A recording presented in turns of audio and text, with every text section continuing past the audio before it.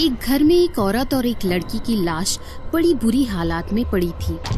मरने वालों ने इन लोगों को बड़ी ही बेरहमी से मारा था। लड़की के साथ बलात्कार भी की गई थी। वहीं मंत्री का भाई रकीब अपनी जान की भीख किसी से मांग रहा था। मुझे छोड़ दो, मत मारो मुझे। तभी एक तलवार से उसका सर धड़ से अलग हो जाता है। अपने भाई के मौत की खबर मंत्री जी को मिलती है। मंत्री जी तुरंत पुलिस लेकर घटनास्थल पर पहुंचते हैं। पुलिस आगे की कार्रवाई करती है।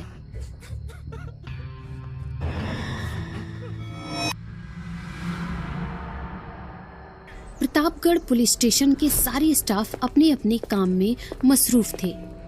तभी पुलिस इंस्पेक्टर आता है। अरे आज सफाई वाला नहीं आया क्या? वॉशरूम कितना गंदा पड़ा है। सर पता नहीं, पांडुराम आया तो था पर पता नहीं कहाँ है। देखता हूँ किधर है। हवलदार पांडुराम को ढूंढता हुआ फिर वॉशरूम की तरफ जा पहुंचा। तभी कुछ ही समय के बाद अचानक वॉशरूम से जोर की चीखने की आवाज आई। अरे ये तो हवलदार घनश्याम की चीखने की आवाज है। तभी हांफता हुआ सफाई कर्मचारी पांडुराम भी वहां आ पहुंचा। वो काफी डरा हुआ था। उसके सिर से पसीना आ रहा था। तभी वो बोला, सर किसी ने हवलदार घनश्याम सर को बड़ी बेरहमी से मारकर उनकी हत्या कर दी है। ये सुनकर सभी दौड़ते हुए वॉशरूम में पहुंचे। वॉशरूम के फर्श पर हवलदार घनश्याम की लाश बहुत ही शत विक्षिप्त अवस्था में पड़ी हुई थी, जैसे किसी ने मानो पूरे शरीर में छेद छेद कर दिया हो। ये देखकर सभी डर गए। उनके सिर से पसीना आने लगा। ओ बेटे, इतने साल से इस डिपार्टमेंट में हूँ, ऐसा मर्डर आज तक नहीं देखा। पर इसकी हत्या किसने करी है? ना अंदर से कोई बाहर आया और ना बाहर से कोई अंदर आया। इसका मतलब। तभी गार्ड ने इंस्पेक्टर को बीच में रोकते हुए बोला, सर इतनी बेरहमी से मारना किसी इंसान का काम तो हो ही नहीं सकता। अच्छा, वो तो पोस्टमार्टम के बाद ही पता चलेगा। कुछ लोग इस लाश को पोस्टमार्टम के लिए ले जाओ और बाकी लोग इस पुलिस स्टेशन का चप्पा चप्पा छान मारो, कहीं तो कुछ पता चलेगा।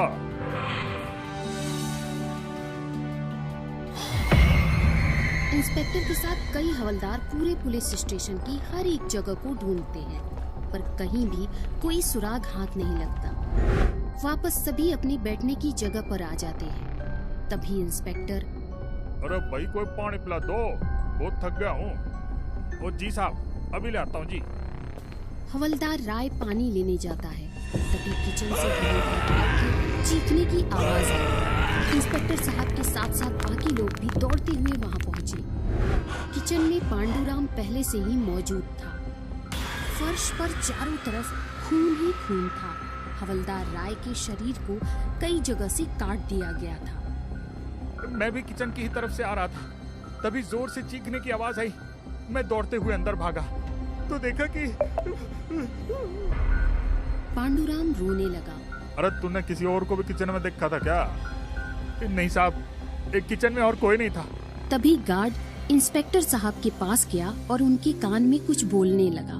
साहब, पिछले कुछ दिन से किसी बात पर हवलदार घनश्याम सर, हवलदार राय सर और इस पांडुराम के बीच काफी अनबन भी हो रही थी। पांडुराम तो बहुत गुस्से में भी था। अच्छा, मुझे भी इस पे शक हो रहा है। आखिर हर बार सबसे पहले लाश को यही क्यों देखता है?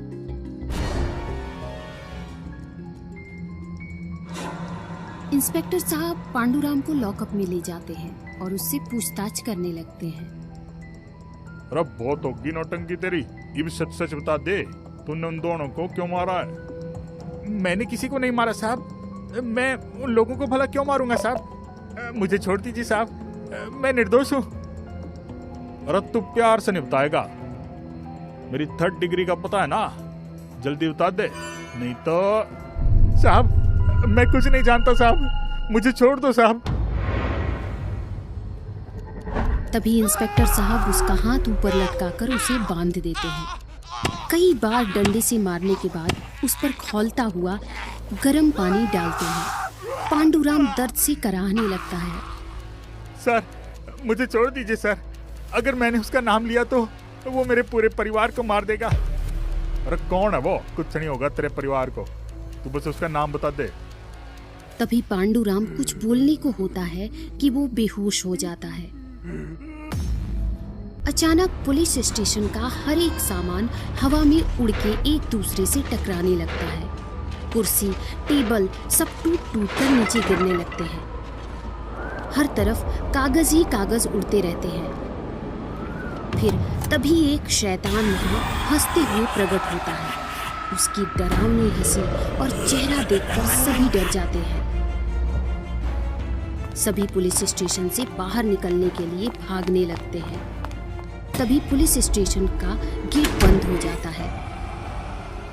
फिर वो शैतान अपने असली रूप में आता है। इंस्पेक्टर उसे देखते ही पहचान जाता है। कालिया, तू? अरे तू तो मर चुका था। मरा नहीं था, मारा गया था मुझे। उस मंत्री के कहने पर मैं एक बात भी नहीं भूला हूं, और ना ही तुम्हारा दिया गया 3rd डिग्री टॉर्चर। बड़ा शौक है ना तुझे 3rd डिग्री का? आज वो शौक पूरा करता हूं तेरा। तभी वो सबको पकड़कर लॉकअप में ले जाता है और सबके बदन से कपड़े उतारकर उन्हें उल्टा लटकाकर बांध देता है और उन्हें बेरहमी से मारने लगता है। खौलते गर्म पानी को इंस्पेक्टर के शरीर पर डालता है। इंस्पेक्टर चिल्लाने लगता है। तभी इंस्पेक्टर के फोन की घंटी बजती है। लगातार घंटी बजती रहती है। तभी कुछ देर बाद मंत्री साहब पुलिस स्टेशन के गेट को खोलकर गुस्से में अंदर आते हैं। साले इंस्पेक्टर के बच्चे, तेरी इतनी मजाल कि तुम मेरा फोन ना उठाए। आज ही तेरी वर्दी उतरवाता हूँ। तू है किधर? ओ जी मंत्री जी, इधर ही हम लोग, बचाइए हमें। वहाँ का नजारा देखकर तो मंत्री जी के पैरों तले जमीन खिसक गई। तभी शैतान, अच्छा हुआ तू आखिरकार यहाँ आ गया। कब से इन 4 दीवारों में कैद तेरा इंतजार कर रहा था। कालिया तू? हाँ मंत्री जी, मैं आज तुझे मारकर मैं मुक्ति प्राप्त करूंगा, लेकिन उससे पहले इन पुलिस वालों को सच्चाई बता दे कि मैंने तेरे भाई को क्यों मारा था। ये बोलते हुए शैतान ने सभी पुलिस वालों को खोल दिया और मंत्री जी की ओर जाने लगा। मंत्री जी भागने लगे। तू ऐसे नहीं मानेगा, बिना 3rd डिग्री के तेरी भी जुबान नहीं खुलेगी। तभी उस शैतान ने मंत्री जी के पैर पकड़ लिए। मंत्री जी गिर गए। उसने मंत्री जी को पैरों से ही खींचते हुए लॉकअप में ले आया और उल्टा लटकाकर बांध दिया और उन पर लगातार एक बेल्ट से मारना शुरू कर दिया। मंत्री जी चिल्लाने लगे। फिर उसने खौलता हुआ गर्म पानी मंत्री जी पर डालना शुरू किया। मंत्री जी मारे दर्द के कराहने लगे। बता इन पुलिस वालों को कि क्या थी सच्चाई। मैंने तेरे भाई को क्यों मारा था? बताता हूँ, सब बताता हूँ। मेरे भाई ने इसकी बीवी को मारकर इसकी बेटी से बलात्कार किया था और फिर उसे भी मार दिया था। अपने भाई का बदला लेने के लिए मैंने उन दोनों की हत्या का मुजरिम इसे बना दिया। ये सुन सभी पुलिस वाले उस शैतान से माफी मांगने लगे और अपनी गलती पर शर्मिंदा होने लगे। तुम लोग ईमानदारी से काम किया करो, तुम लोगों को तो माफ कर दूंगा, पर इस मंत्री को नहीं। इसके भाई ने मेरा पूरा परिवार खत्म कर दिया। नहीं, छोड़ दो मुझे, मुझसे गलती हो गई। अरे भाई छोड़ दो मुझे। तभी उस शैतान ने अपने दांत बड़े बड़े किए और उन्हीं दांतों से मंत्री के शरीर को काट काट कर अलग अलग फेंकने लगा। मंत्री जी तड़पते तड़पते वहीं मर गए। शैतान भी वहीं से गायब हो गया। उसे मुक्ति मिल गई। पुलिस स्टेशन के सभी स्टाफ ने चैन की सांस ली और उस दिन से सभी ईमानदारी पूर्वक अपना काम करने लगे।